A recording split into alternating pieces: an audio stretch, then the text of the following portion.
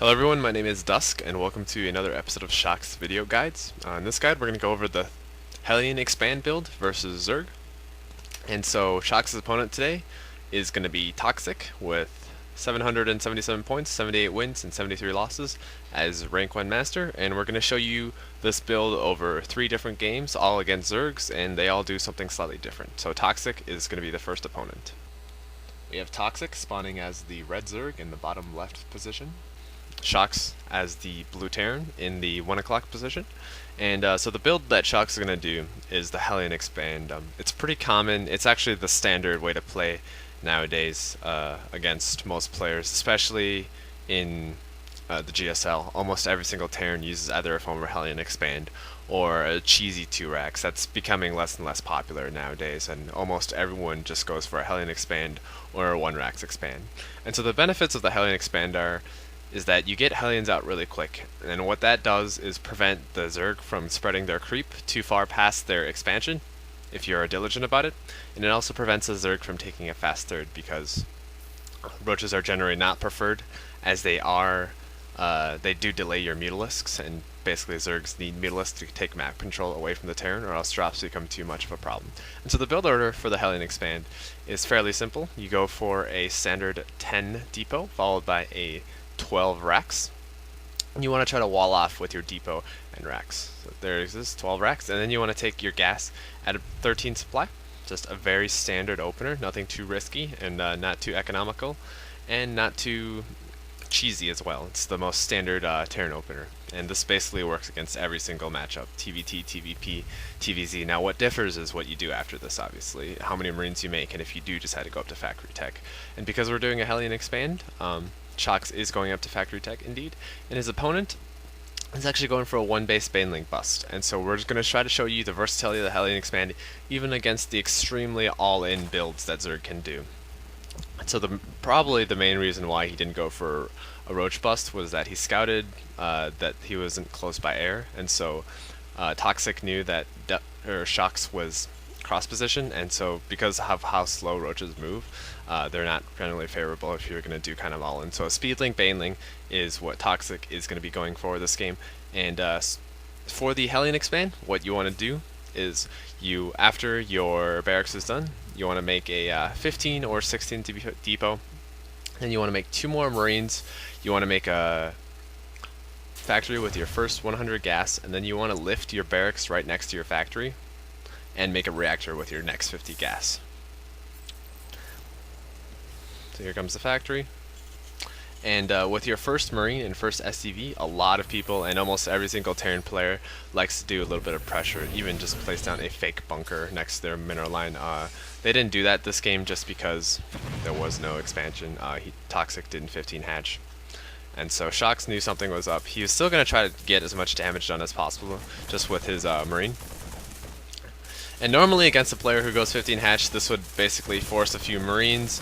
It would force the Zerg to pull off drones just to defend against the possible bunker rush. And the Terran knows that it's not going to be successful, but it just generally is annoying to the Zerg and it delays mining. So it's always something that you can do. Anyway, we have the factory finished, and then you basically want to swap with the reactor building on the racks, and you want to place down your command center at around 440. Swap, and then your next 200 minerals goes towards 2 Helions. And so generally a lot of Terran players, they like to make a tech lab with this, and with the tech lab you can make a Marauder. And with Marauders, you're able to defend roaches, because some Zergs, they know that Helion Expand is the most common TVZ opener in the game so far, and so they like to metagame the Terran just by producing a few roaches and attacking them, in which case the Terran would only have Helions to defend against roaches, and so it becomes quite problematic, especially when you're expanding. And so making a Marauder is a wise choice. It looks like because Shocks didn't scout the expansion, and due to the cross position, he is going to be going for a Marine first. He's probably going to make a Marauder shortly afterwards, and just going out with 4 Helions. You generally don't want to move out with 2 Helions, just because if a Zerg did rush speed, such as this game, they can surround your 2 Helions, and you really need your Helions to gain critical mass before you can do a lot of damage with them. And so we do have Toxic coming in with the Baneling bust right now against a single Marine defending, and his Helion's completely out of position.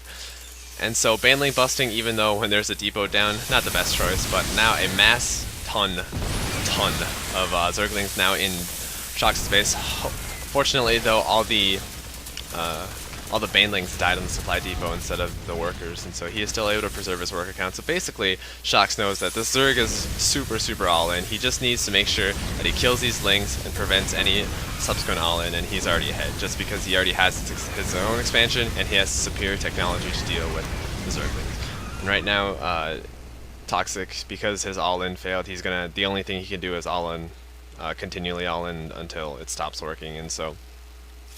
More Lings coming out right now, and these Lings fighting these Helions, not very good control from Shox right now, losing a few Helions, but the whole point of the Helion expand is just to make sure that the Zerg constantly produces Lings, constantly has to worry about the presence of Helions. Obviously that this game, it's not really a representative of what a standard Zerg vs Terran is, just because the Zerg didn't expand, and so we're just going to fast forward this a little bit.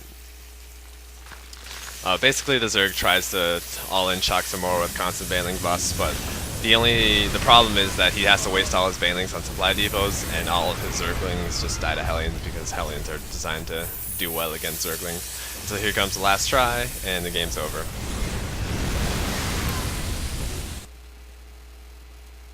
Shock's second opponent is going to be BNY Lua. He is a rank 14 Grandmaster with 437 points. 91 wins and 68 losses. We have Shock spawning as the red Terran in the 6 o'clock position. His opponent is BNY Loa, or not really sure how to pronounce it, but he is the blue Zerg spawning in the 9 o'clock position. And so it is a close by air Shatter Temple game, which means that the Zerg is basically just going to be able to scout completely what Terran's going to do, and there's not much he can do about it, but it's not that big of a deal. His natural is going to be a little bit easier to get compared to cross spawn, but overall it's pretty balanced matchup. And so we have the Helion expand this game as well. We're going to go for a 10 depot once again, followed by a 12 racks and a 13 gas. I'm just going to speed a little bit forward through this game, and BNY Lao is actually going for a 15 hatch, and so this is going to be a somewhat standard Terran versus Zerg game.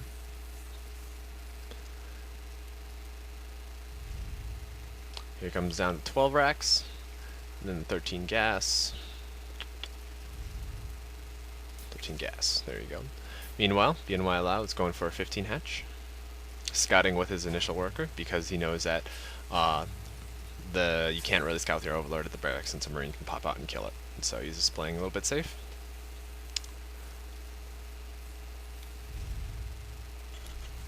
And now you make 2 marines after your first racks finishes. You also start your depot immediately. With your first 100 gas, you want to make a factory. And then with your 50 gas right after that, you want to make a reactor on your barracks. And so your orbital actually begins after you queue up your first marine and supply depot as well. Now the first marine is sent always to go harass the Zerg, especially with this bunker rush, and basically the mindset of the Terran is that he knows this bunker rush isn't supposed to do damage, it's not supposed to actually finish, it's just supposed to make the drones pull off and delay mining. But in this case, because of the really nice positioning, it actually is going to finish, and so Terrans really like to place their bunkers in the most obscure and difficult to reach positions. As you can see here, you really want it so that if your SCV is on this side, they have to go all the way around, or if they're here, they have to go all the way around to harass that, and then when it moves over here, they have to go all the way around. And so you want to just have it in the most difficult to reach spot while within the range of the hatchery, and make it accessible, or as little, or as difficult to be accessed as possible. Sorry. Now we have the Helions coming out right now with the reactor swap.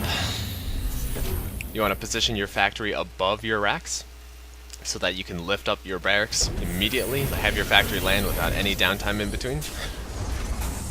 Here we go. Not a perfect swap, but anyway. And now Shox, this game, he actually didn't bother expanding afterwards, because he knows that this game is basically over just because the bunker rush worked. Generally this isn't supposed to work, and so with this thing, with the bunker rush there, it's going to make it really hard for BNY Lua to block the ramp, which makes it very easy for Helions to get into the main, especially with the damaged queen here. So we have the first two Helions coming out. Shock's making the tech lab on the barracks, and this allows them to make marauders in case BNY Lao is going for roaches, and it also allows the swap from the factory back to the barracks so that he can make siege tanks later on. So non-speed Zerglings versus Helions, really no competition there. And now the Helions are in the main phase, and this is basically a massive, massive problem for Zerg. He really can't deal with this without speedlings or a few queens or spine crawlers, and he has none of these things in his main, but Shock's going to be going for the natural, and this is a pretty wise choice, just because going up to the main, a lot of players, they like to hide speedlings up here, and then when you go up they do a surround your Helions, and it's kind of risky. So that's why a lot of players in the GSL, they take what damage that they can do onto the Zerg at the natural, and they don't bother going up to the main. Unless if it's not blocked by the queen, and sometimes they like to poke up, but generally it's considered a risky play. And so right now we got just a ton of Helions into the main. There's really nothing the Zerg can do at this point. And this video is basically just to show the opener. It's not really, the bunker rush is just a cherry on top. The opener is still going to be the same. This is about when Shocks should expand. Yeah, I mean he kind of just stopped trying after the bunker rush finished, just because the game was already over. And now we're going to go into game 3. Shox' final opponent is going to be Ruxin. He is rank 48 Grandmaster with 350 points, 130 wins, and 117 losses. Shox will be playing as the Red Terran, spawning in the 9 o'clock position. His opponent is Ruxin, spawning as the Blue Zerg in the 3 o'clock position. And it is cross position Lost Temple, or Shadow Temple, sorry. And this makes for a pretty good macro game most of the time. And so we just have standard openers. I'm just going to fast forward through this. The build order for Helion Expand once again is 10 Depot. Then a 12 racks. As you can see, the worker is rallied there. 12 racks, followed by a 13 gas. When it gets to 13 gas.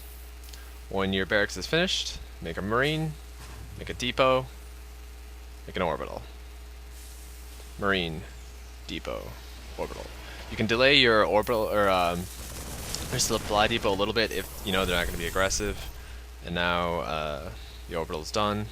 First 100 gas goes to factory. Second 50 gas goes to reactor. And the Zerg 15 hatched this game, so it's going to be somewhat of a macro game. And right now, Shox isn't planning on doing any bunker rushes because he wasn't able to scout the Zerg in time to put down the bunker, so there wasn't any point. And Ruxin actually doing a pretty interesting build. He's trying to metagame Shox, basically. He knows that this is probably going to be a Helion Expand, so he's going for roaches. And if you can get enough roaches at the front of the Terran before he gets out Marauders, the game's basically over, just because Marines don't really do damage to roaches very well. And and you really need Marauders just to damage it. So right now, Ruxin is running his drones around.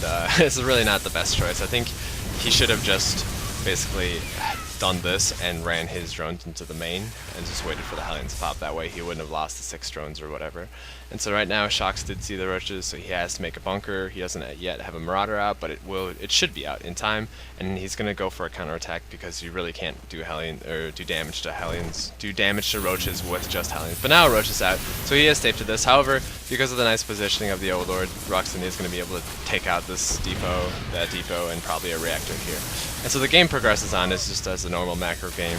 Shox goes a little bit, a few Marauders, and just primarily a Marine tank. He does win it in the end, but it just basically involves whatever standard macro play that that Terran vs Zerg metagame is right now, and there's a lot of drops and a lot of Marine tank. And so that's basically how you do the Helion Expand. It's the most common opener in TVZ. It's a very, very solid build. It's good against almost everything, as you can see, and it basically prevents the Zerg from getting a third. It prevents the spreading of creep. If they didn't go roaches, he did go roaches in this case, but because he went roaches, his Mutalisks are going to be delayed, and you need either Mutalisks or Infestors in the matchup, and so roaches delay both of them. And so that's why a lot of pro players like Nesty and Leonok, they don't go for roaches early game. So my name is Dusk, and if you guys have any questions, feel free to leave it in the comments below. Otherwise, I'll see you guys later.